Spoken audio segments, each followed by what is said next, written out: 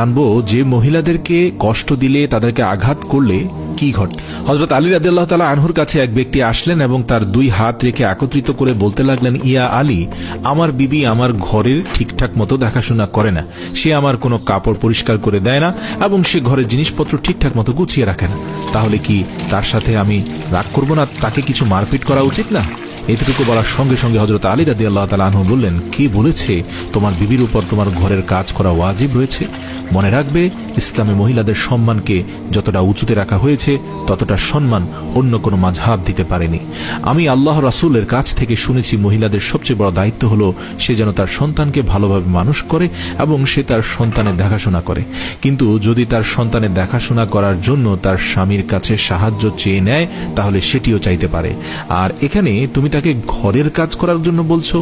যদি মহিলারা তার নিজের খুশিতে ঘরের কাজ করে থাকে, সেটি তার দয়া, সেটি তার জন্য বাড়তি কাজ, আর সেটার জন্য তুমি শুকরিয়া আদায় করতে থাকো এবং তার প্রশংসা করো।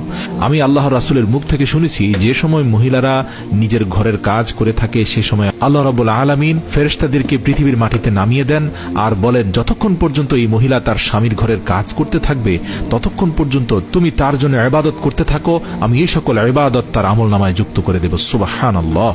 আর সেজন্য যদি কোনো মহিলা তার নিজের স্বামীর ঘরকে নিজের ঘরের মতো আগলিয়ে রাখে, সেটি তার জন্য এই পৃথিবীর সর্বশ্রেষ্ঠ ইবাদত হয়ে যায়। এটি মহিলাদের খুব সুন্দর একটি নৈতিকতা যে তারা স্বামীর ঘরকে জান্নাত বানিয়ে রাখে, তোমার বাচ্চাকে খুব সুন্দর করে মানুষ করে গড়ে তোলে। কিন্তু কেউ যদি কোনো মহিলার উপর জুলুম করে আর বারবার ঘরের কাজের জন্য পেরেশান করে বিরক্ত করতে থাকে, তার উপর অত্যাচার করে থাকে, তাহলে রোজ হাসরের দিন আল্লাহ রাব্বুল আলামিন সেই মানুষটির গর্দান ধরে টেনে নিয়ে আসবেন এবং তাকে কঠিন শাস্তি দিবেন। আর দোজখের একটি দরজা তার জন্য খুলে দেওয়া হবে। তখন এটি বলা হবে যে এরা সেই ইনসান যারা নিজের স্ত্রীর উপর অত্যাচারের জন্য হাত উঠিয়েছে।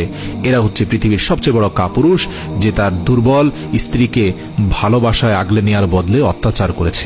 প্রিয় দর্শক, এবার আমরা একটা ঘটনা জানবো। সেটা হচ্ছে, হযরত আলী রাদিয়াল্লাহু তাআলা আনহু রাস্তা দিয়ে হেঁটে যাচ্ছিলেন, তখন দেখতে পেলেন একজন ব্যক্তি তার স্ত্রীর উপর অমানবিক জুলুম করছে।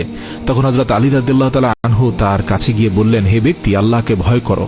তোমার পেরেশানি, তোমার দরিদ্রতা এবং তোমার রিজিকের বরকত কমে যাওয়ার কারণ একটাই, যে তুমি তোমার বিবির উপর জুলুম করছো। মনে রেখো, বিবির উপর জুলুমকারীর ঘরে আল্লাহর রহমত আসে না, বরকত আসে না, দারিদ্রতা তাকে আঘাত। জানবো যে মহিলাদেরকে কষ্ট দিলে তাদেরকে আঘাত করলে কি ঘটে। হযরত আলী রাদিয়াল্লাহু তাআলা আনহুর কাছে এক ব্যক্তি আসলেন এবং তার